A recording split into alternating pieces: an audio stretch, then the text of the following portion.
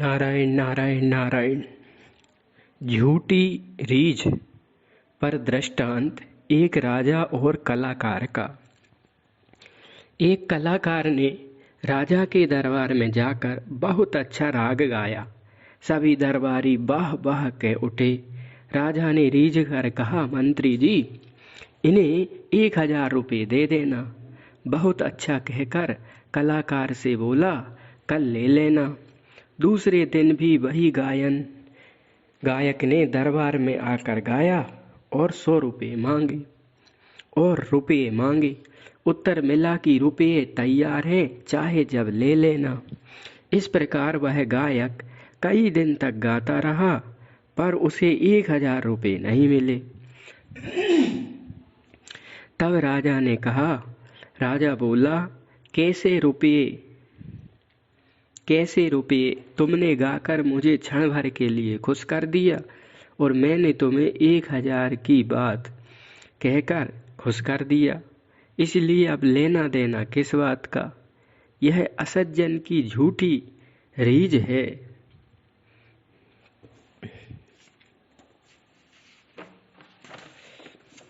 अगला दृष्टांत मुद्गल मुनि का, श्री कृष्ण दुर्वासा का।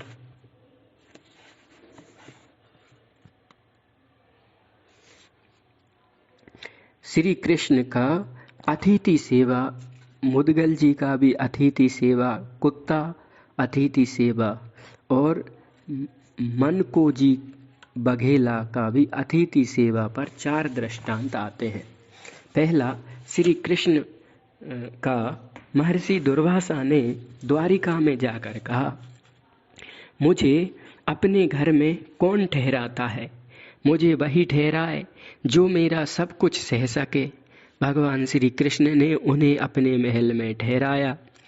ऋषि कभी हंसते, कभी रोते, कभी घर की वस्तुओं में अग्नि लगा देते, कभी हजारों मनुष्यों के भोजन को अकेले ही खा जाते, और कभी बालक की तरह थोड़े में ही तृप्त हो जाते। वे एक दिन बोले, खीर लाओ। श्री कृष्ण तुरंत खीर ले आए। थोड़ी सी खाकर बोले, अब इसे अपने सारे शरीर में पोत लो। श्री कृष्ण ने ऐसा ही किया। ऋषि के पास खड़ी रुक्मणी से कहा, तुम भी चुपड़ लो। श्री कृष्ण ने इसके बाद बोले, रथ मंगाओ। तुरंत ही रथ आ गया। घोड़े थक जाएंगे, अतः इन्हें खोल दो। रुक्मणी जी रथ में जुट जाए। ऐसा कहने पर खीर से लिपटी रुक्मणी जी रथ में जुट गईं। दुर्वासा जी चाबुक लेकर रथ पर बैठ गए। मुनि की इच्छानुसार राजमार्ग पर रथ चला।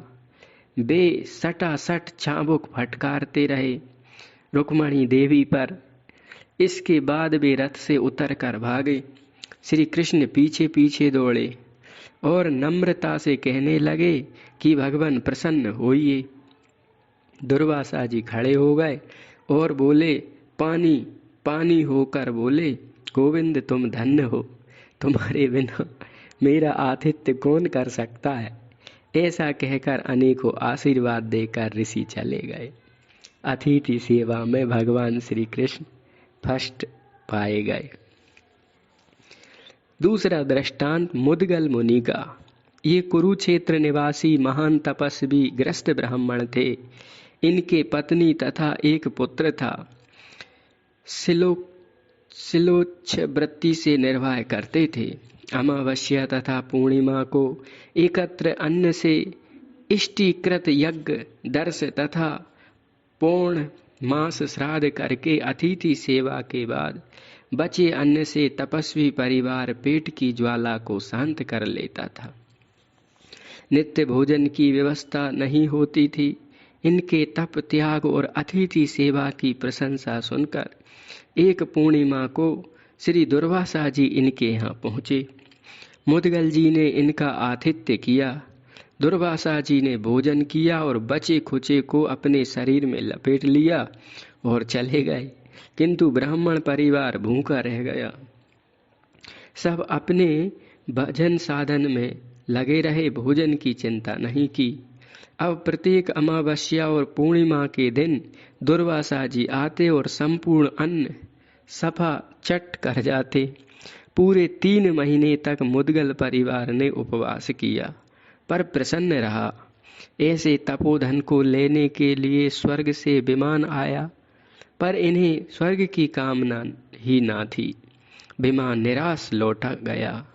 अंत में ये परम पद के अधिकारी और भगवान के कृपा पात्र हुए श्री पैहारी जी महापुरुष थे, अतः आदर्श आतिथ्य कर सके। निराश होकर अतिथि जब द्वार पर से लौटता है तो वह अपना पाप दे जाता है और पुण्य ले जाता है। अतः अतिथि सर्वस्व भगना से ग्रहात् प्रति निवर्तते, सा दत्वा दुष्कृतं पुण्य मादाय गच्छति। जो पुरुष आकांक्ष, भगवान भी इस विषय में कहते हैं। अगला दृष्टांत,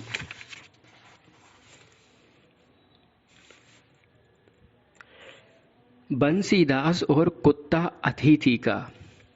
बंसीदास नामक संत नर्मदा वन में रहकर भगवत भजन करते थे। भगवत कृपा से प्राप्त सामग्री से रसोई बनाकर भोग लगाते और पहले किसी संत को अतिथि को प्रसाद पवाते, उसके बाद स्वयं प्रसाद पाते। संयोगवश एक दिन कोई अतिथि नहीं आया तो प्रसाद को सिर से लगाकर उसे नदी के जल जीवों को खिला दिया। इस प्रकार जब तीसरे दिन भी कोई अतिथि न आया तो वे बड़ी दीनता के साथ प्रभु से प्रार्थना करने लगे कि प्रभु किसी अतिथि को भेजो।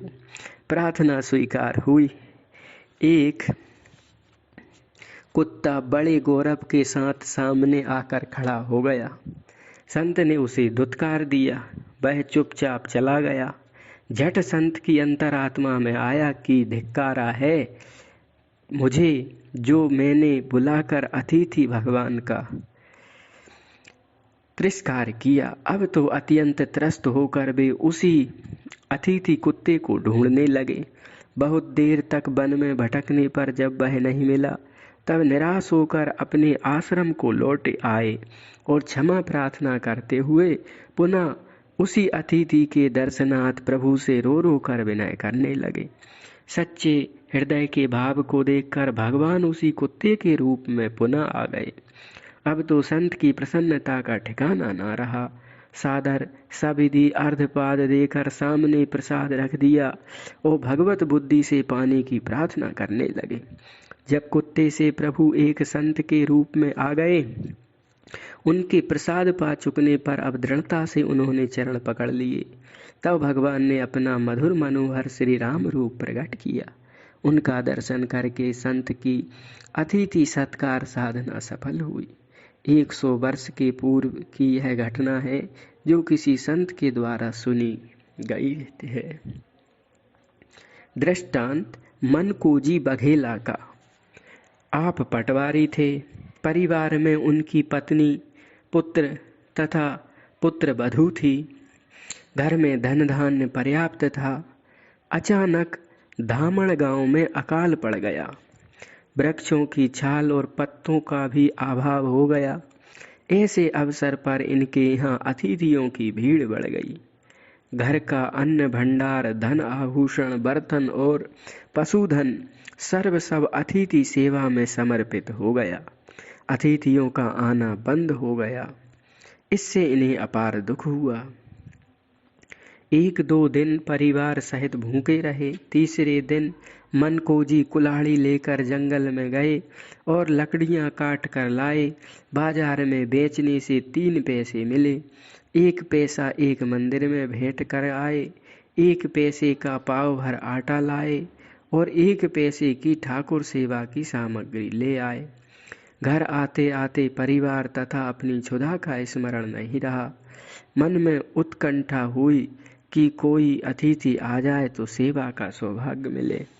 ऐसे धर्मात्मा के अन्न का स्वाद लेने के लिए ब्राह्मण भेष में स्वयं नारायण पधारे। प्रसन्नता पूर्वक पटवारी जी ने पूरा आटा इन्हें दे दिया और थोड़ा नमक भी। ब्राह्मण ने उपले सुलगा कर बाटियां बनाई। इतने में ब्राह्मणी बनी लक्ष्मी जी भी आ गई और बोली, मैं बहुत भूखी हूँ। दोनों ने बाटियां खाईं। तृप्त होकर पटवारी जी से बोले, अब तुम भी प्रसाद पालो। परिवार सहित प्रसाद लेकर सदा सदा के लिए इनकी आत्मा तृप्त हो गई। प्रसन्नात्मा शोक संताप से रहित परिवार की जीवन जन्म का लाभ हो गया। इनकी परीक्षा के बाद वर्षा हुई, सुकाल हो गया। अतिथि सत्कार साधना आरंभ हो गई। इस प्रकार ये महानुभाव अतिथि सत्कार से परमात्मा को प्राप्त कर लिए। अतिथि सत्कार की बड़ी महिमा है, भगवत भाव से करनी चाहिए। अगला दृष्टांत मिथ्या ब्रह्मज्ञानी का। एक ब्रह्मज्ञानी थे। वे जहाँ भी जाते वहाँ ब्रह्मज्ञान की चर्चा करते। अपने में सभी तथा सभी में ब्रह्म देखने का उपदेश देते। बातचीत में बार बार सर्वम खल्विदम ब्रह्म, सब कुछ ब्रह्म ही है, ऐसा कहते रहते। एक बार कहीं जा रहे थे। किसी आदमी ने उनसे कहा, आप रास्ते से हट जाइए, मारू बैल आ रहा है, मरखा बैल। इन्होंने कहा, सर्वम खल्विदम ब्रह्म। रास्ते से नहीं हटे, बैल ने आकर मार दिया, घायल हो गए। लोगों ने दौड़कर बचाया। फिर इन्हें किसी सज्जन ने समझाया कि बैल में ब्रह्म है, यह तो आपका मानना ठीक था, पर जो कहने वाला कह रहा था, सलाह दे रहा था, उसमें भी तो ब्रह्म था। आपने उसकी नहीं मानी, इसी से आपको कष्ट हुआ। यह ज्ञान तब तक परिपक्व न हो तब तक मिथ्या हट नहीं करना चाहिए।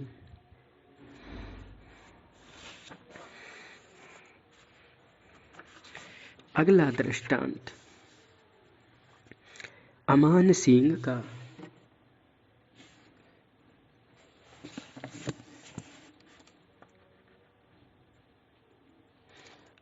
अमान सिंह का उदारता पर दृष्टांत। ये पन्ना के राजा और परम धार्मिक थे। इनके प्रभु प्रेम और उदारता की प्रशंसा चारों ओर हो रही थी। किसी निर्धन विद्वान ब्राह्मण ने सुना तो उसके मन में आया कि ऐसे भक्त के पास चलूं, वह श्रेष्ठ श्रोता है, श्री भागवत सुनने के अधिकारी हैं, अतः उन्हें ही भागवत सुनाऊं। ऐसा निश्चय कर श्री भागवत जी की पोथी लेकर पन्ना की ओर चले। संयोगवश पन्ना नरेश मंत्री और सिपाहियों के साथ घोड़े पर चढ़कर टहलने के लिए नगर से बाहर निकले थे। वहां पर पंडित जी से भेंट हो गई। राजा ने घोड़ी से उतरकर प्रणाम किया। मैं आपको कथा सुनाने आया हूँ। यह सुनकर राजा को अपार हर्ष हुआ और बोला, तो महाराज कथा सुनाइए। पंडित जी ने कहा, राजमहल में शुभ घड़ी देखकर कथा आरंभ होनी चाहिए। राजा ने कहा, जब कथा सुनने को मिले वही शुभ घड़ी है और राजमहल की अपेक्षा यहीं बगीचे में शांति रहेगी, अतः आप यहीं कथा सुनाइए। बगीचे में ही एक कंबल के आसन पर पंडित जी को बैठाकर पत्र पुष्प से पूजन कर राजा स्वयं कुशासन पर बैठ गए। एक अध्याय की कथा पूर्ण होते ही राजा ने कहा, बस महाराज अब रहने दीजिए, मैं गरीब आदमी हूँ, अधिक कथा सुनकर उसकी दक्षिणा नहीं दे सकूंगा। इसके बाद मंत्री से कहा, खजाने से रुपये लाओ और मेरे तथा पंडित जी के बीच में इतना बड़ा ढेर कर दो कि हमको पंडित जी दिखाई ना पड़े। ऐसा ही हुआ। तब राजा बोला कि मैं खड़ा हो जाऊं और पंडित जी हमको दिखाई ना पड़े, इतना बड़ा ढेर लगाओ। यह सुनकर बुद्धिमान मंत्री ने विचार किया कि इस समय इतने रुपये तो खजाने में भी नहीं है, अतः उसने पंडित जी को संकेत किया। पंडित जी बोले, राजन बस, अब इससे अधिक दक्षिणा की आवश्यकता नहीं है, यही पर्याप्त है। अच्छा महाराज कहकर राजा ने प्रणाम किया। बैलगाड़ी में भरकर रुपए पंडित जी के पास पहुँचे। सदा के लिए ब्राह्मण की दरिद्रता दूर हो गई। भक्त पक्ष और उदारता आदि सभी निष्ठाओं को निभाया, जैसे भली भांति निभी सदा भक्ति सदा। ऐसे ऐसे महानुभाव हैं। अगला दृष्टांत वशिष्ठ जी का।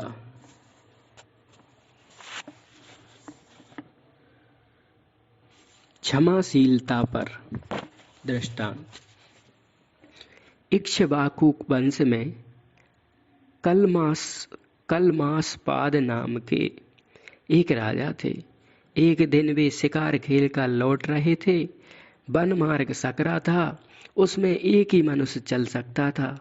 उसी मार्ग से वशिष्ठ जी के सबसे बड़े पुत्र शक्ति मुनि आ रहे थे। राजा ने कहा, तुम पीछे हट जाओ, मेरे लिए रास्ता छोड़ दो। शक्ति ने कहा, धर्म के अनुसार क्षत्रिय का कर्तव्य है कि वह ब्राह्मण के लिए रास्ता छोड़ दे। दोनों में कहा सुनी हो गई। राजा ने चाबुक चला दिया। मुनि ने अन्याय समझकर राजा को श्राप दे दिया कि तू राक्षस हो जा। राजा राक्षस भाव को प्राप्त कर बोला कि तुमने अनुचित श्राप दिया है, अतः मैं अपना राक्षसपना तुमसे ही आरंभ करता हूँ। ऐसा कहकर कलमासपाद शक्ति मुनि को मारकर खा गया। उसके बाद वशिष्ठ जी ने के जितने पुत्र थे सभी को उसने खा लिया। उसमें उसका राक्षसपना तो कारण था ही, इसके अतिरिक्त विश्वामित्र ने भी पहले द्वेष का स्मरण करके किंकर नाम के राक्षस को आज्ञा दी कि तू कलमासपाद के शरीर में प्रवेश कर जा। इसी से राजा ऐसे नीच कर्म में प्रवृत्त हुआ।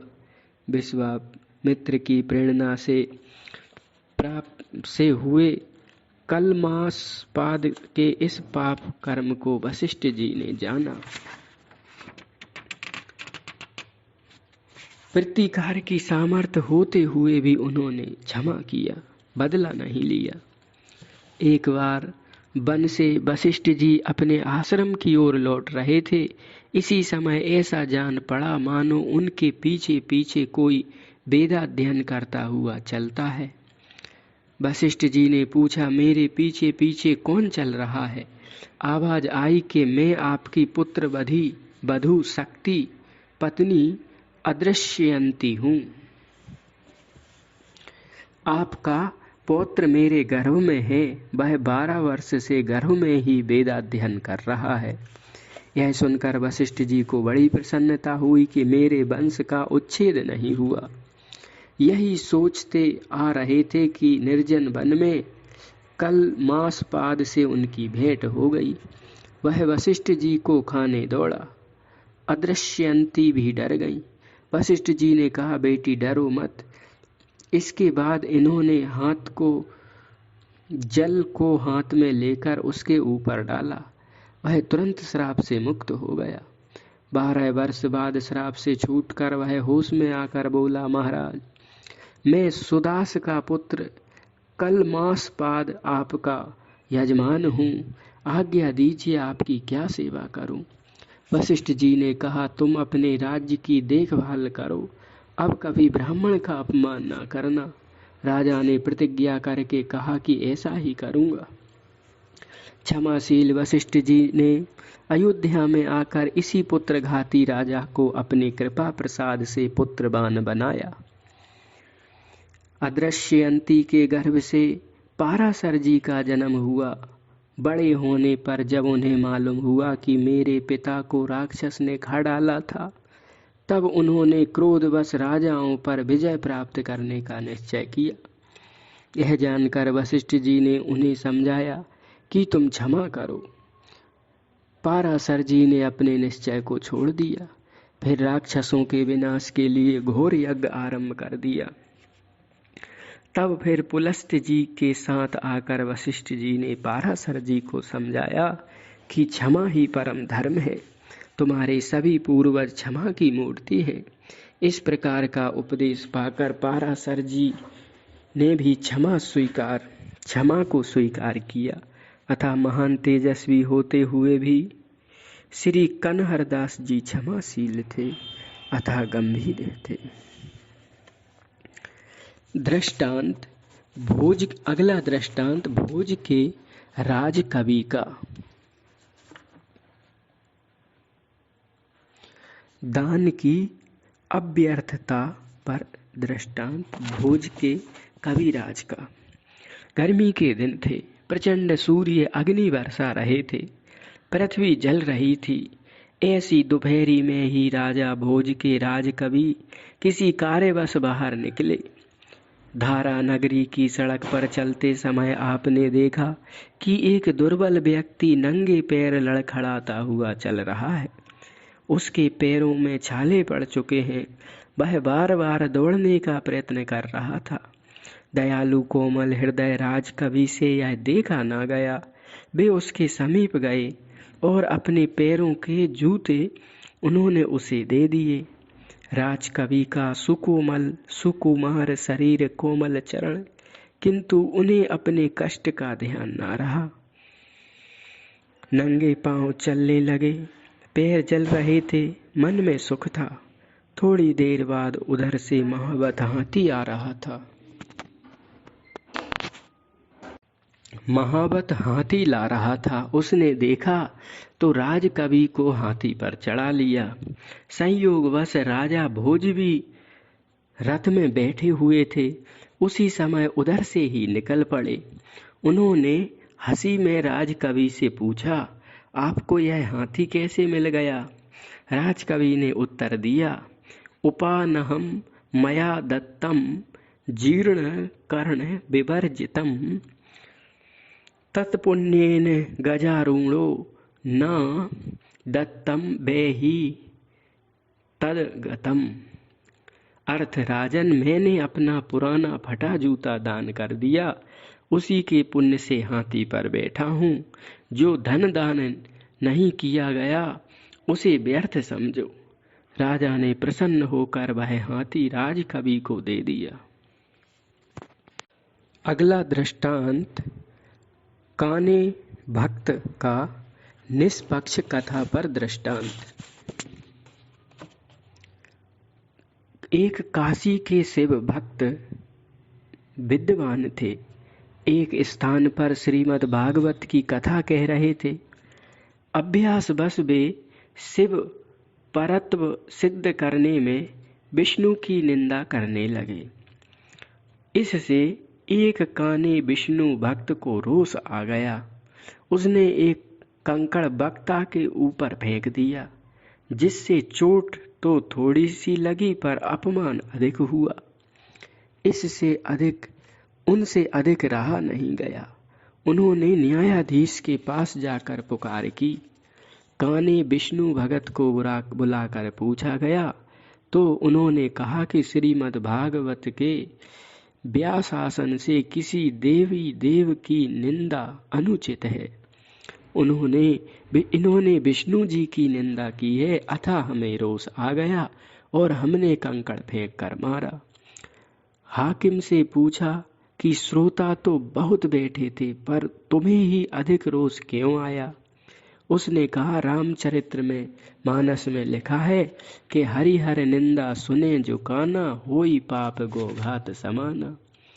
हरिहर निंदा सुनने से काने एक आंख वाले को गो हत्या के समान पाप लगता है। मैं काना हूँ, इसलिए अधिक रोष आया। पाप के भय से भयभीत होकर मैंने प्रतिकार किया। दूसरे लोग काने ना थे, अतः उन्हें रोष नहीं आया। वह युक्ति युक्त उत्तर सुनकर न्यायाधीश ने पंडित जी को समझाया कि आप कथा प्रवचन में किसी देवी देवता की निंदा अब न कीजिएगा। काना निर्दोष है, अतः उसे मुक्त किया जाता है। पंडित जी ने काना का कान अर्थ यह कहकर कुछ कहना चाहा, पर न्यायाधीश ने उसे नहीं सुना। अतः निंदा से बचना चाहिए।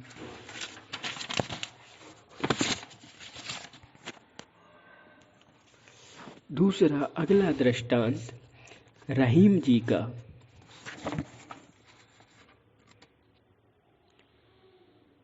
विश्वास पर दृष्टांत।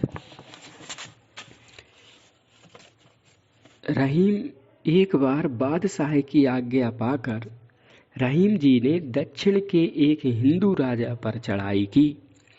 वह बादशाह के आधिपत्य को स्वीकार नहीं करता था। भयंकर संग्राम के बाद जब हिंदू राजा ने देखा कि अब हमारी हार होगी, तब उसने दूत भेजकर संधि करने का प्रस्ताव किया। रहीम जी ने उसे स्वीकार कर लिया। इसके बाद उस राजा से भेंट की। उसने ईश्वर को साक्षी देकर कहा कि अब मैं युद्ध ना करके मित्रता चाहता हूँ। इस प्रकार मित्रता हो जाने पर उसने रहीम जी को भोजन के लिए आमंत्रित किया। सरल हृदय रहीम जी ने स्वीकार कर लिया। यथा समय रहीम जी भोजन करने चले तो मार्ग में एक बालक ने इन्हें अपने पास बुलाकर धीरे से कहा कि भोजन करने मत जाइए, भोजन में विष मिला हुआ है। रहीम जी ने कहा, ऐसा नहीं हो सकता, मैं मित्र पर और भगवान पर विश्वास रखता हूँ, अतः निर्भय होकर भोजन करूँगा। बालक ने जब बार बार हठ किया तो रहीम जी ने कहा कि क्या तू कन्हैया है जो मैं तेरी बात मान लूँ? बालक मुस्कुराकर चुप हो गया। जब रहीम जी ने विशेष दृष्टि से देखा तो उन्हें श्री कृष्ण के दर्शन हुए। इसके बाद वह बालक अंतर्ध्यान हो गया। रहीम जी ने युद्ध करके राजा को कैद कर लिया। जांच करने पर भेद खुल गया। राजा विष खिलाकर इन्हें मार डालना चाहता था। इन्होंने राजा को लज्जित देखकर छोड़ दिया और उसे मित्र ही माना। इनके सद्व्यवहार से राजा की बुद्धि शुद्ध हो गई।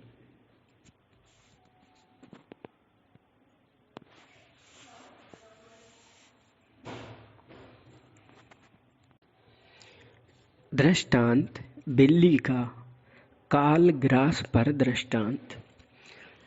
बिल्ली जब चूहों को पकड़ती है तो चूहे का शरीर चूर चूर हो जाता है, मर जाता है। उसी मुख से, उन्हीं दांतों से बिल्ली अपने बच्चों को पकड़ती है, एक स्थान से दूसरे स्थान पर ले जाती है।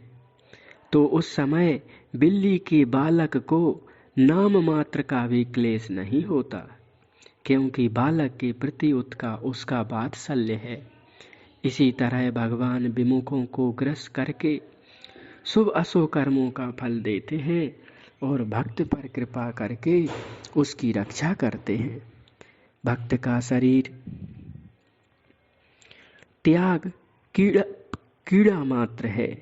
जैसे भानुमति के तमाशे में नट सूत्र द्वारा आकाश में चढ़ता है, कटकर गिरता है। भानुमति के सती हो जाने पर नट आता है, उसे बुलाने पर महल से भानुमति आ जाती है। इस प्रकार भक्त का जन्म लेना और शरीर छोड़ना भी एक क्रीड़ा मात्र है, मरण नहीं। अतः चरणोदक लेना उचित है। यह बात ब्राह्मणों की समझ में नहीं आई तो भगवान ने लीला रची। एक बार ब्रह्म भोज हुआ, उसमें गिरधर ग्वाल का बहिष्कार किया गया, निमंत्रण नहीं दिया गया। द्विज भोजन में कीट देखना, भक्त हेतु हरि लीला ठाना। भोजन में कीड़े दिखे तब एक ने कहा, गिरधर ग्वाल लही क्यों तुम टारा, वह प्रेमी जन हरि को प्यारा। शीघ्र चलकर उसके चरण पकड़ो, ऐसा ही हुआ, और उस ग्वाले के आते ही सबकी दृष्टि शुद्ध हो गई। भोजन में कीट नहीं दिखे। सभी ब्राह्मणों ने फिर सानंद भोजन किया। भक्ति दृढ़ हो गई। सभी भक्त भगवान के सेवक बन गए। अगला दृष्टांत मंकी मुनि का। तृष्णा वैराग्य पर मंकी मुनि का दृष्टांत।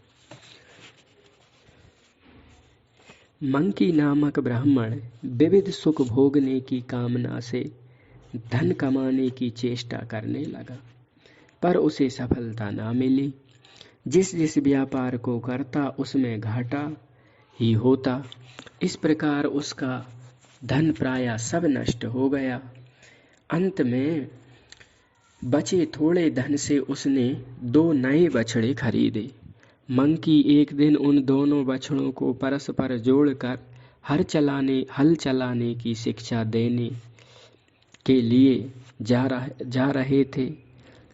जब वे दोनों बछड़े गांव से बाहर निकले तो बैठे हुए एक ऊंट को बीच में करके सहसा दौड़ पड़े। जब वे उसकी गर्दन के पास पहुंचे तो ऊंट के लिए यह असह्य हो गया। वह रोष में भरकर खड़ा हो गया। दोनों बछड़े उसकी गर्दन में लटक गए। तब वह दोनों बछड़ों की गर्दन में लटकाए बड़े जोर से भागने लगा। बलपूर्वक अपहरण करने वाले उस ऊंट के द्वारा उन दोनों बछड़ों को अपहृत होते और मरते देखकर मंकी ने कहा, मनुष्य कैसा भी चतुर क्यों ना हो, जो उसके भाग्य में नहीं है उस धन को वह भली भांति प्रयत्न करके भी नहीं पा सकता। मैंने जितने उपाय किए सभी में अनर्थ उठ खड़े हुए, फिर भी मैं मूर्ख धनोपार्जन की चेष्टा में लगा ही रहा। आज यह ऊंट मेरे बछड़ों को उछाल उछाल कर टेढ़े मार्ग से भाग रहा है। देव योग से ऊंट के गले में मेरे दोनों प्यारे बछड़े 2 मणियों के समान लटक रहे हैं। यह केवल देव की ही लीला है। हठपूर्वक किए गए पुरुषार्थ से क्या होता है?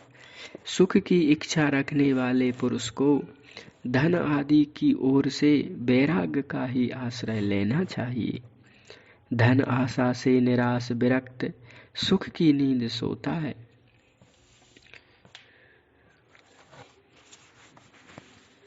अगला दृष्टांत एक नाथ जी की साधुता की ख्याति चारों ओर फैल रही थी। उससे ईर्ष्यालु जल रहे थे। एक बार एक गरीब ब्राह्मण अपनी कन्या के विवाह के लिए धन की याचना करते हुए आया। एक ईर्ष्यालु ने कहा कि हम तुम्हें 200 रुपये देंगे यदि तुम एक नाथ को अपने व्यवहार से क्रोधित कर दो। ब्राह्मण तैयार हो गया। एक नाथ जी के घर में पहुंचकर वह उसी अवस्था में कपड़े जूते पहने सीधा एक नाथ जी के पूजा गृह में चला गया और उसी वेश में जाकर एक नाथ जी की जंघा पर बैठ गया। कोई भी अपरिचित व्यक्ति के इस प्रकार के व्यवहार से क्रोधित हो उठता, परंतु एक नाथ जी साधारण व्यक्ति तो थे नहीं। उन्होंने उसको प्रेम पूर्वक आलिंगन दिया और कहा, आप मेरे प्रति प्रेम भाव आपका विलक्षण है। सच्चा प्रेम कभी भी किसी को मर्यादा को नहीं मानता। यही सच्चे प्रेम का लक्षण है। इन शब्दों के साथ एक नाथ जी ने उसके स्नान और रहने की व्यवस्था कर दी। उनके लिए वो अतिथि भगवान थे। इनके शांतिपूर्ण व्यवहार से ब्राह्मण का मन बड़ा खिन्न हो गया। फिर उसने कई अशिष्ट व्यवहार किए पर सफलता ना मिली। अंत में उसने अमोघ उपाय सोचा। एक दिन भोजन के लिए एक नाथ जी उस ब्राह्मण के साथ बैठे। एक नाथ जी की साध्वी पत्नी भोजन परोसने करने लगी। जैसे ही वह ब्राह्मण देव की थाली में सामान परोसने के लिए झुकी, वैसे ही ब्राह्मण देव उछलकर उनकी पीठ पर जा बैठे। संत एकनाथ जी ने अपनी पत्नी से कहा, सावधान, ब्राह्मण गिरकर चोट ना खाए। पत्नी ने कहा, आप निश्चिंत रहें, मुझे अपने पुत्र हरि पंडित को पीठ पर बिठाकर काम करने का पूरा अभ्यास है। मैं अपने इस बालक को गिरने ना दूंगी। दंपति के शब्दों को सुनकर ब्राह्मण देव लज्जित हो गए। संत एकनाथ जी के चरणों में गिरकर क्षमा मांगने लगे। साथ ही उन्होंने अपने असभ्य व्यवहार का सच्चा कारण भी बताया। इनाम के रुपये ना मिलेंगे, इस दुख को भी प्रकट किया। एकनाथ जी ने कहा, यह सब आपने पहले ही क्यों नहीं कहा? यदि मेरे क्रोध से आपको लाभ होता जानता तो मैं अवश्य क्रोध प्रकट कर देता। इसके बाद ब्राह्मण की कन्या के विवाहार्थ एकनाथ जी ने पर्याप्त रूप से आर्थिक सहायता दी। सभी में अतिथि एवं ब्राह्मण में विशेष भक्ति थी, अतः रुष्ट ना हुए। इस प्रकार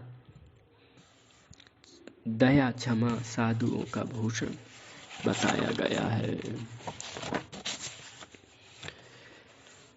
दृष्टांत दो बालकों का।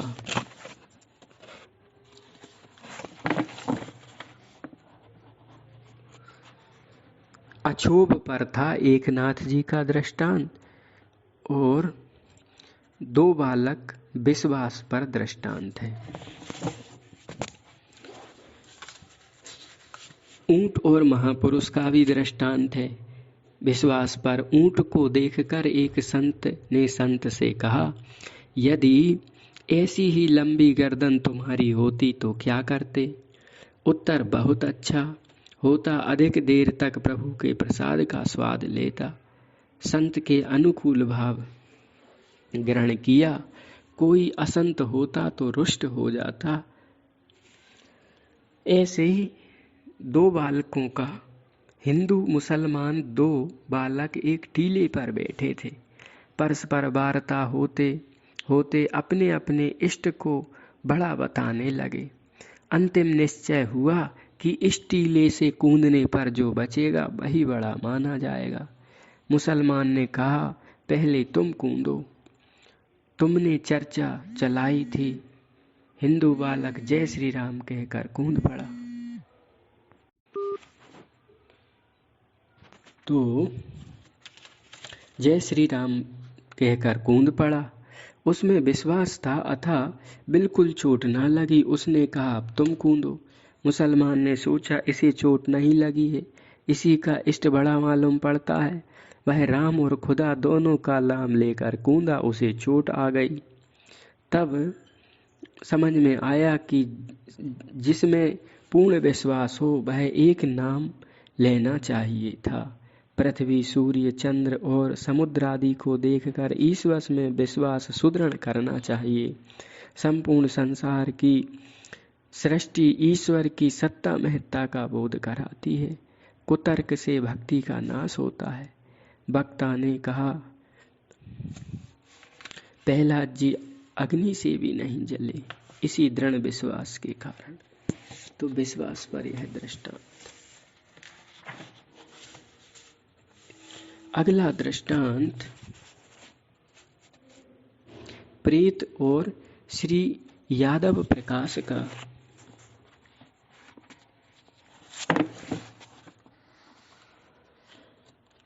विद्या न देना पर दृष्टांत। श्री यादव प्रकाश कांची नरेश की राजकुमारी प्रेत बाधा से पीड़ित हुई।